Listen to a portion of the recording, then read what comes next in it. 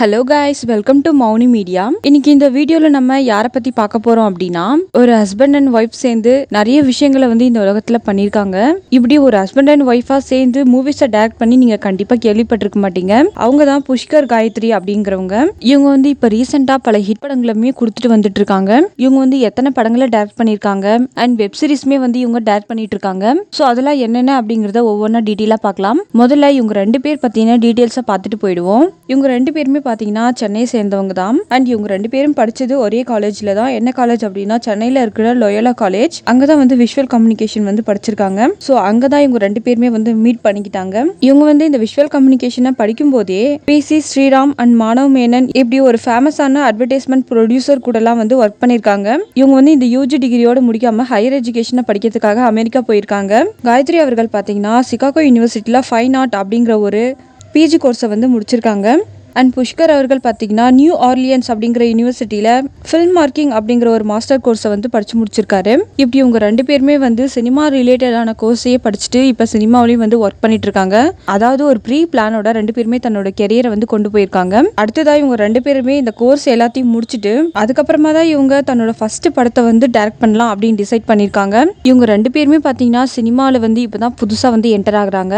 ஏன்னா இவங்க ஃபேமிலில இருந்து யாருமே இந்த சினிமா ஃபீல்ட்ல ஒர்க் பண்ணல. அப்படின்னு போது இந்த சினி ஃபீல்ட் இவங்களுக்கு டோட்டலா டிஃப்ரெண்டா தான் இருந்திருக்கும். இதையெல்லாம் தாண்டி தான் ஒரு படத்தை டைரக்ட் பண்ணலாம் அப்படின்னு டிசைட் பண்ணாங்க. அப்படி இவங்க ஃபர்ஸ்ட் டைரக்ட் பண்ண படம் என்ன படம் அப்படின்னா 2007 தமிழ்ல ஒரு நகைச்சுவை திரைப்படமா உருவான ஓரம்போ அப்படிங்கிற படம் தான்.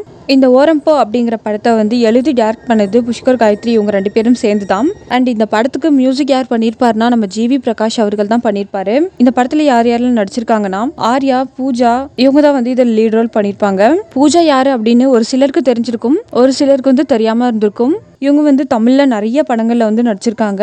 அப்படி இவங்க தமிழ்ல ஃபர்ஸ்ட் நடிச்ச படம் என்ன படம் அப்படின்னா 2003 ரிலீஸ் ஆன JJ அப்படிங்கிற படத்துல சீமா அப்படிங்கிற ஒரு ரோல்ல நடிச்சிருப்பாங்க.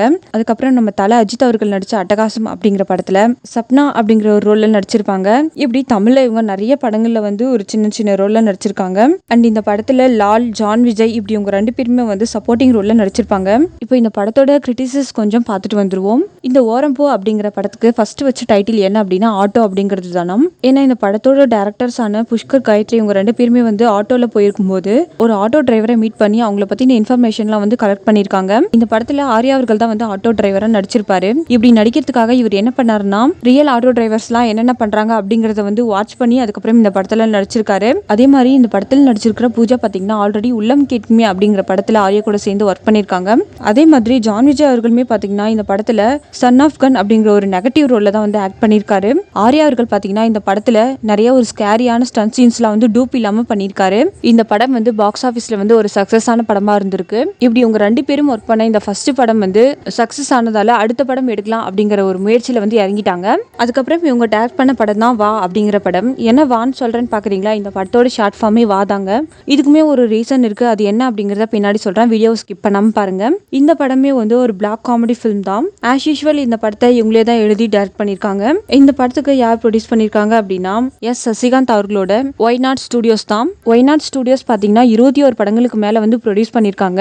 இந்த படத்துக்கும் நம்ம GV பிரகாஷ் அவர்கள் தான் மியூசிக் பண்ணிருக்காரு. ஆக்டர் சிவா அவர்கள் தான் நடிச்சிருப்பாரு. இவர் மட்டும் இல்லாம சிங்கர் SPB பாலசுப்ரமணியம் அவர்களோட மகன் SPB சரண்மே இந்த படத்துல நடிச்சிருக்காரு. அண்ட் லேகா வாஷிங்டன் அப்படிங்கிறவங்களுமே இந்த படத்துல நடிச்சிருக்காங்க. லேகா வாஷிங்டன் இவங்க ஒரு ஆக்டர்னு உங்களுக்கு தெரியும். ஆனா இவங்க ஒரு ஆர்டிஸ்ட் அண்ட் ப்ராடக்ட் டிசைனர் அப்படிங்கிறது நிறைய பேருக்கு தெரியாது. இவங்க சினிமால ஒரு ஃபேமஸ் ஆகிறதுக்கு காரணமான படம் 2008 ரிலீஸ் ஆன ஜெயம் கொண்டம் அப்படிங்கிற படம் தான். இவங்க நிறைய தமிழ் படங்கள்ல நடிச்சிருக்காங்க. நீங்க இவங்களை ஃபர்ஸ்ட் எதுல பாத்துருக்க வாய்ப்பு இருக்கு அப்படின்னா உங்க எல்லாருக்கும் தெரிஞ்ச ஒரு சாங் சொல்றேன். இந்த சாங்ல அவங்க ஆக்ட் பண்ணிருப்பாங்க. அதுதான் 1999 ரிலீஸ் ஆன காதலர் தினம் அப்படிங்கிற படத்துல ஓ மரியா சாங்ல ஒரு கேமியோ அப்பியரன்ஸ் ரோல்ல நடிச்சிருப்பாங்க. அண்ட் அதுக்கப்புறம் நிறைய தமிழ் படங்கள்ல கேமியோ ரோல்ல மட்டும் தான் நடிச்சிருக்காங்க. இப்போ இந்த படத்துக்கு வா அப்படிங்கிற பேர் எப்படி வந்துச்சு அப்படிங்கறத பார்க்கலாம்.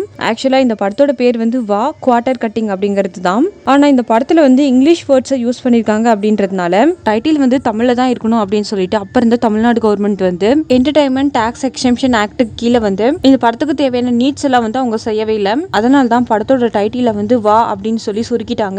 அதாவது 4/1 அப்படிங்கறத வந்து குவார்டர் கட்டிங் அப்படின்னு சொல்லிட்டு ஒரு டேக்லைனா மாத்திட்டாங்க. இந்த படத்தோட முக்கியமான ஷாட் எப்படி இருக்கும் அப்படின்னா, ஈவினிங் ஒரு 6 மணிக்கு ஸ்டார்ட் பண்ணி மறுநாள் காலையில 6 மணி வரைக்கும் தான் வந்து எடுத்திருப்பாங்க.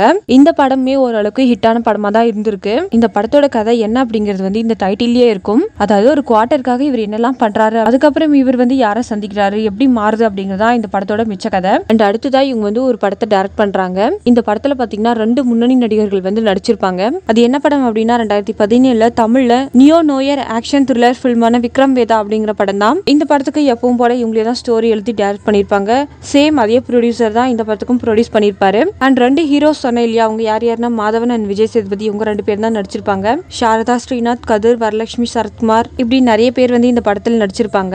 இந்த படத்துல விக்ரம் அப்படிங்கிற ஒரு கேரக்டர்ல நடிச்சவரு நம்ம மாதவன் அவர்கள் தான். இவர் வந்து இந்த படத்துல இன்ஸ்பெக்டரா இருந்திருப்பாரு. இவர் வந்து வேதா அப்படிங்கிற விஜய் சேதுபதி அவர்களோட ஒரு ரவுடி கேங்க வந்து கண்டுபிடிப்பாரு. கண்டுபிடிச்சு அவங்க எல்லாரையும் வந்து கொலை பண்ண ட்ரை பண்ணுவாரு. ஆனா அவங்க எல்லாருமே வந்து இவர்கிட்ட சரண்டர் ஆயிடுவாங்க. அப்பதான் வேதா அவர்கள் வந்து விக்ரமுக்கு நல்லதுன்னா என்ன கெட்டதுன்னா என்ன அப்படிங்கறது வந்து டீட்டெயிலா சொல்ற மாதிரி ஒரு 3 கதையை வந்து அவருக்கு சொல்லுவாரு. அதுக்கப்புறம் நடக்கிறதா இந்த படத்தோட கிளைமேக்ஸ். ஆக்சுவலா புஷ்கரன் காயத்ரி இவங்க 2 பேரும் சேர்ந்து ரொம்ப டைம் எடுத்ததுக்கு அப்புறம் தான் இந்த படத்தையே வந்து டைரக்ட் பண்ணிருக்காங்க. கடைசியா இவங்களோட படம் வந்து 2010 ரிலீஸ் ஆச்சு. அதுக்கப்புறம் ஒரு 7 வருஷம் கழிச்சு தான் இந்த படத்தை வந்து அவங்க டைரக்ட் பண்ணிருக்காங்க. இவங்க டைரக்ட் பண்ண 2 படங்களுமே வந்து ஒரு காமெடி ரிலேட்டடான மூவிஸ் தான். சோ இந்த படத்தை வந்து கொஞ்சம் டிஃபரெண்டா பண்ணலாம் அப்படின்னு யோசிச்சு இவ்வளவு டைம் எடுத்திருக்காங்க.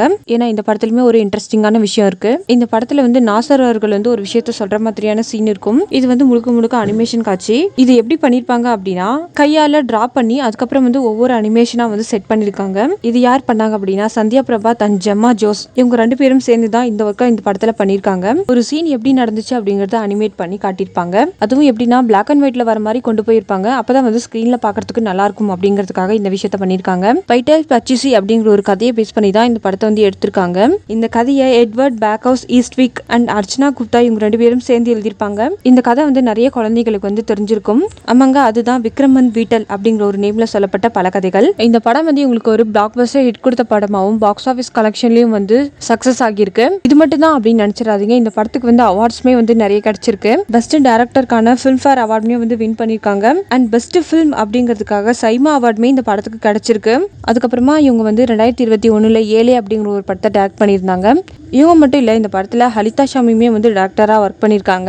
இந்த படத்துல சமுத்திரக்கனி அவர்கள் தான் லீட் ரோல் பண்ணிருப்பாரு. அண்ட் மணிகண்டன் அவர்களுமே இந்த படத்துல நடிச்சிருப்பாரு. மணிகண்டன் வேற யாரும் இல்லைங்க, Jai Bhim and Good Night இந்த படங்கள்ல நடிச்சு ஃபேமஸான ஒரு ஆக்டர் தான். இந்த படத்துல ஒரு அப்பாக்கும் பையனுக்கும் இருக்கிற ஒரு ரிலேஷன்ஷிப்பை வந்து மெயினா வச்சுதான் எடுத்திருப்பாங்க. இப்படி இவங்க தமிழ் படத்துல ஒர்க் பண்ணி முடிச்சதுமே வெப் சீரிஸை வந்து கையில எடுக்க ஆரம்பிச்சிட்டாங்க. அப்படி இவங்க எடுத்த ஃபர்ஸ்ட் வெப் சீரிஸ் என்ன அப்படின்னா 2022 ரிலீஸ் ஆன சுழல் த வர்டெக்ஸ் அப்படிங்கிற ஒரு வெப் சீரிஸ் தான். இந்த வெப் சீரிஸ் வந்து ஒரு கிரைம் த்ரில்லர் வெப் சீரிஸ். இந்த வெப் சீரிஸை கிரியேட் அண்ட் ரிட்டர்ன் இது 2மே பண்ணது புஷ்கர் காயத்ரி, இவங்க 2 பேரும் தான். அண்ட் இதுக்கு ப்ரொடியூஸ் பண்ணிருக்கிறது யாருன்னா இவங்களோட ஓன் ப்ரொடக்ஷன் கம்பெனியான வால் வாட்சர் ஃபிலிம்ஸ் தான். இந்த வெப் சீரிஸோட கதை என்ன அப்படின்னா, தமிழ்நாட்டுல நெல்கிரி டிஸ்ட்ரிக்ட்ல இருக்கிற சாம்பாலூர் அப்படிங்கிற ஒரு இமேஜினேஷன் சிட்டில ஒருத்தர் வந்து காணாம போயிடுறாரு. அது பத்தின ஒரு கேஸை இன்வெஸ்டிகேட் பண்ற மாதிரி தான் இந்த கதை வந்து மூவ் ஆகும். அதாவது அந்த சின்ன நகரத்துல இருக்கிற ஒரு சிக்கலான சமூக கட்டமைப்பை இவங்க வந்து எப்படி ஃபேஸ் பண்றாங்க அப்படிங்கிற ஒரு விஷயத்தை தான் இந்த வெப் சீரிஸ்ல வந்து கொண்டு போயிருப்பாங்க. இந்த படத்துல மெயினா நடிச்சிருக்கிறது 2 பேர் தான், கதிர் அண்ட் ஐஸ்வர்யா ராஜேஷ், இவங்க 2 பேரும் தான். அண்ட் செகண்ட் சீசன் வந்து February 28 நேத்து தான் ரிலீஸ் ஆச்சு. நீங்க யாராச்சும் அமேசான் பிரைம்ல இந்த வெப் சீரிஸை பார்த்திருந்தீங்கன்னா எப்படி இருந்துச்சு அப்படிங்கறத கமெண்ட் பண்ணுங்க.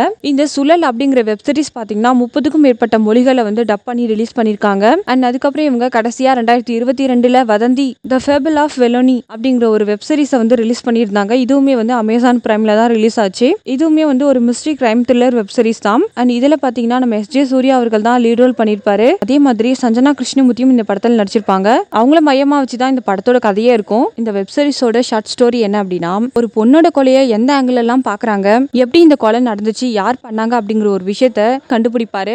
அடுத்தடுத்து இந்த எபிசோட்ஸ்ல என்ன நடக்க போகுது அப்படிங்கறத ஒரு சஸ்பென்ஸாவே வச்சிருப்பாங்க. ரொம்ப டிஃப்ரெண்டா இந்த ஸ்டோரியை வந்து கொண்டு போயிருப்பாங்க. இந்த வெப் சீரிஸ்மே வந்து ஒரு பாசிட்டிவ் ரிவ்யூஸை தான் வாங்கியிருந்தது. கண்டிப்பா புஷ்கர் அண்ட் காயத்ரி இவங்களோட ஹார்ட் ஒர்க்கை பாராட்டியே ஆகணும். ஒவ்வொரு படத்தையும் வெப் சீரிஸையும் வந்து பண்ணும்போது ஒரே மாதிரி ஸ்டைல்ல பண்ணாம டைம் எடுத்து மக்களுக்கு வந்து கான்செப்ட் புரியணும், அவங்க கிட்ட போய் ரீச் ஆகணும் அப்படிங்கிற ஒரு எண்ணத்தோட ஒவ்வொரு படங்கள்லயுமே வந்து ஒர்க் பண்ணியிருக்காங்க.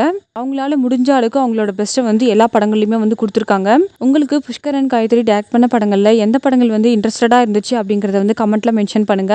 உங்களுக்கு இந்த வீடியோ பிடிச்சிருந்தா லைக் பண்ணுங்க. அண்ட் இதே மாதிரி அடுத்தடுத்து வரப்போற வீடியோஸோட அப்டேட்ஸை தெரிஞ்சுக்க எங்க மௌனி மீடியா சேனலை ஃபாலோ பண்ணுங்க. தேங்க்யூ.